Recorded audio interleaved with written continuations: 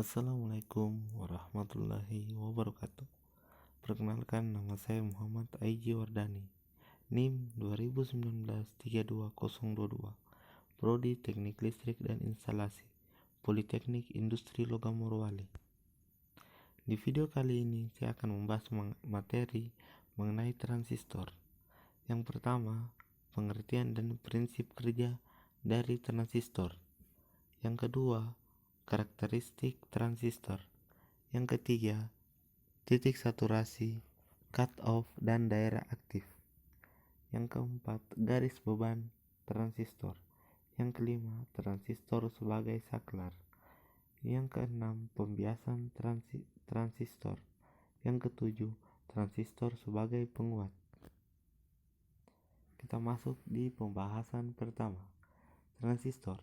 Transistor adalah sebuah komponen elektronika yang digunakan untuk penguat, sebagai sirkuit pemutus, sebagai penyambung, sebagai stabilitas tegangan, modulasi sinyal, dan lain-lain. Fungsi transistor juga sebagai keran listrik yang dimana berdasarkan tegangan inputnya memungkinkan pengalihan listrik yang akurat yang berasal dari sumber listrik. Coba perhatikan gambar. Transistor NPN, emitor basis kolektor. Pada transistor NPN, arah panah pada kaki emitter mengarah ke bawah, sedangkan pada transistor PNP, arah panah pada kaki emitter mengarah ke atas. Transistor seperti di gambar di atas dapat disebut juga transistor bipolar atau transistor BJT, bipolar junction transistor. Transistor bipolar adalah inovasi yang menggantikan transistor tabung vakum, transistor tabung atau vakum tube. Selain dimensi transistor bipolar yang relatif lebih kecil, disipasi dayanya juga lebih kecil sehingga dapat bekerja pada suhu yang lebih dingin. Transistor bipolar memiliki dua junction yang disamakan dengan penggabungan dua buah dioda. Emitor basis adalah satu junction dan basis kolektor junction lainnya. Itulah kenapa disebut bipolar junction transistor. Seperti pada dioda, arus hanya akan mengalir hanya jika diberi bias positif, yaitu hanya jika tegangan pada material P lebih positif daripada material N, atau forward bias. Pada gambar ilustrasi transistor NPN berikut, junction basis emitter diberi bias positif, sedangkan basis kolektor mendapat bias negatif, reverse bias. Karena basis seperti pada dioda elektron mengalir dari emitter menuju ke basis, kolektor pada rangkaian ini lebih positif sebab mendapat tegangan positif. Karena kolektor ini lebih positif, aliran elektronnya bergerak menuju kutub ini. Misalnya tidak ada kolektor, aliran elektron seluruhnya akan menuju basis seperti pada dioda. Tetapi karena lebar basis yang sangat tipis, hanya sebagian elektron yang dapat bergabung dengan hole yang ada pada basis. Sebagian besar akan menembus lapisan basis menuju kolektor. Inilah alasannya mengapa jika dua dioda digabungkan tidak dapat menjadi sebuah transistor, karena persyaratannya adalah lebar basis harus sangat tipis sehingga dapat diterjang oleh elektron. Prinsip kerja dari transistor. Arus akan mengalir dari kolektor menuju emitter. Apabila kaki basis diberikan arus atau tegangan, sedikit saja arus atau tegangan kita berikan ke kaki basis, maka arus yang besar mengalir dari kolektor ke emitter. Perbandingan arus kolektor yang mengalir ke emitter dan arus basis yang diberikan dinamakan penguatan atau gain. Variasi arus basis yang diberikan juga akan mengakibatkan variasi besarnya arus mengalir di kolektor ke emitter. Prinsip inilah yang digunakan untuk membentuk sebuah amplifier yang handal. Arus kecil dari suara penyanyi yang masuk ke mikrofon berubah menjadi suara yang besar menggelegar seperti panggung. Inilah contoh penggunaannya. Kita perhatikan gambar. Ibarat kita mengisi kolam air dengan air dari tandon air, akan kita alirkan dari tandon menuju kolam melalui pipa dan keran air. Tandon adalah kolektor, keran air adalah kaki basis, dan kolam adalah emitter. Sedangkan pipa paralon sebagai apanya? Sebagai kawat-kawat penghantar di tiga kaki transistor. Air akan mengalir dari tandon ke kolam ketika kita membuka keran. Membuka keran dianalogikan dengan memberi tegangan atau arus ke basis, sehingga semakin besar kita membuka keran akan semakin deras air mengalir dari tandon menuju kolam. Jika keran dibuka penuh, maka air mengalir dengan kekuatan penuh.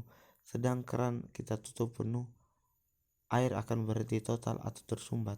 Variasi besarnya membuka keran akan menghasilkan aliran yang bervariasi seirama dengan irama bukaan keran. Demikian juga variasi tegangan arus di kaki basis akan menghasilkan variasi arus yang mengalir dari kolektor ke emitter.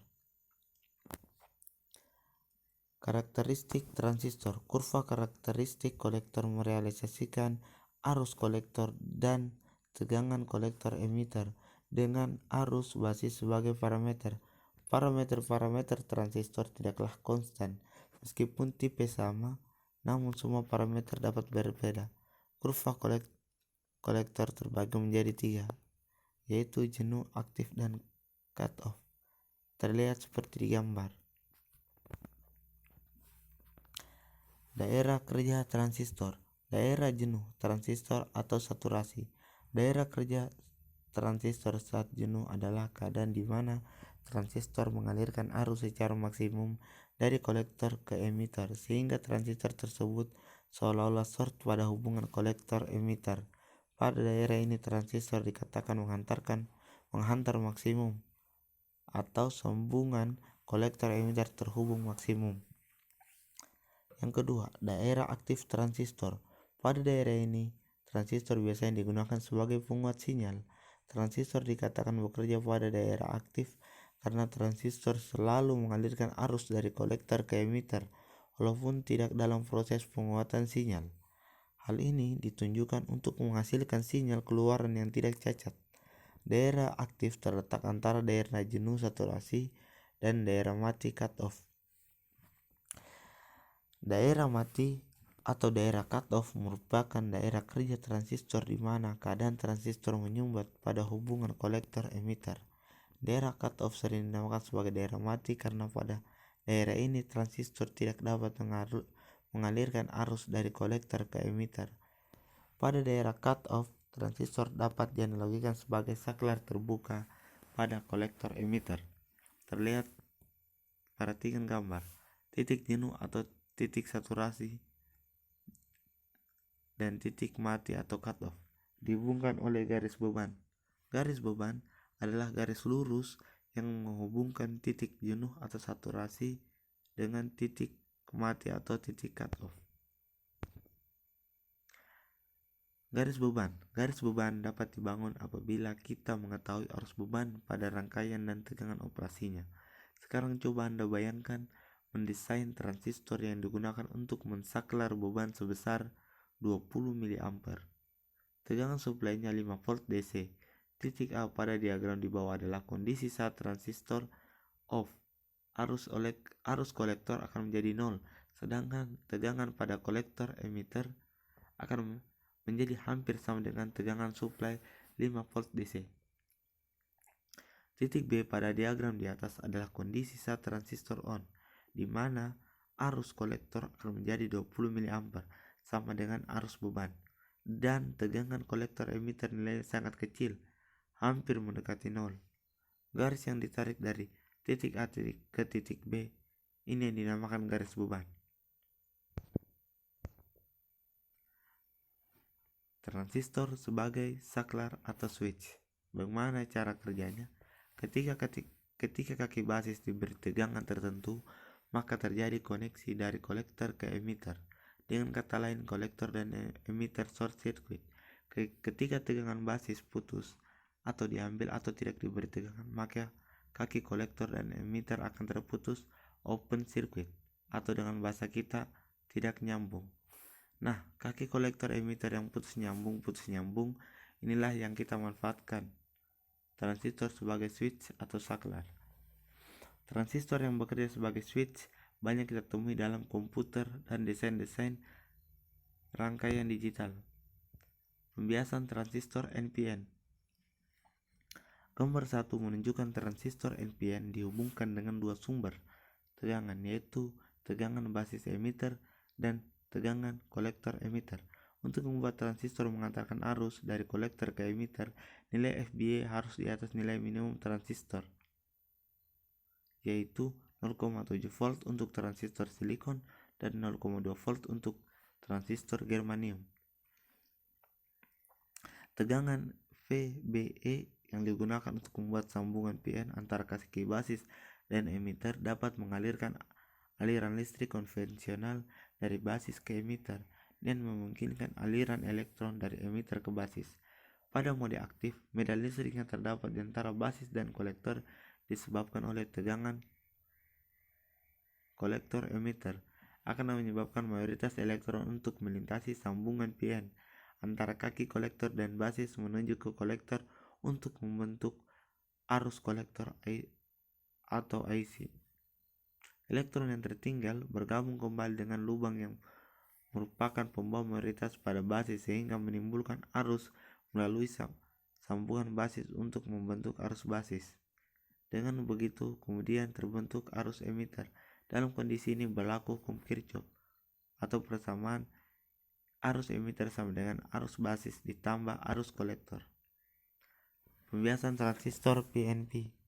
Pada pembiasan transistor PNP, secara umum cara kerjanya adalah sama dengan pembiasan transistor NPN. Hanya untuk pembiasan transistor PNP polaritas tegangan pembias yang dibalik. Struktur transistor PNP ditunjukkan pada gambar 2. Transistor tersebut dihubungkan dengan dua sumber tegangan, yaitu tegangan basis emitter dan tegangan kolektor emitter. Untuk membuat transistor mengantarkan arus dari emitter ke kolektor, nilai tegangan basis emitter harus di atas nilai minimum transistor. Nilai minimum daerah aktif adalah 0,7 volt untuk silikon, 0,2 volt untuk germanium. Tegangan VBE yang digunakan untuk membuat sambungan PN antara kaki basis kolektor dapat mengalirkan aliran listrik konvensional dari basis ke kolektor dan memungkinkan aliran elektron dari kolektor ke basis. Pada mode aktif, medan listrik yang terdapat di antara basis dan emitter akan menyebabkan mayoritas elektron untuk melintasi sambungan PN antara kaki emitter dan basis menuju ke emitter untuk membentuk arus emitter. Elektron yang tertinggal bergabung kembali dengan lubang yang merupakan pembawa mayoritas pada basis sehingga menimbulkan arus melalui sambungan basis untuk membentuk arus basis. Dengan begitu, kemudian akan terbentuk arus kolektor. Dalam kondisi ini berlaku hukum arus kolektor sama dengan arus basis sebagai penguat. Bagaimana cara kerjanya? Sedikit ketika diberi arus di basis, maka akan mengalir sejumlah besar arus dari kolektor ke emitter. Variasi arus kecil yang diumpankan ke basis menghasilkan variasi arus besar dari kolektor ke emitter, sehingga membentuk signal audio kecil semisal keluaran mikrofon yang kita umpan ke basis, menyebabkan signal yang identik keluar mengalir dari C tetap dengan arus kekuatan yang besar. Gambar 5. Gelombang kecil yang dimasukkan melalui transistor, maka hasil outputnya menjadi gelombang yang besar. Transistor sebagai penguat banyak digunakan di rangkaian audio dan sound system. Sekian dari video saya. Terima kasih karena telah menonton. Jangan lupa like, share, and subscribe. Makan bakwan pakai nasi. Sekian dan terima kasih. Sampai jumpa di video selanjutnya.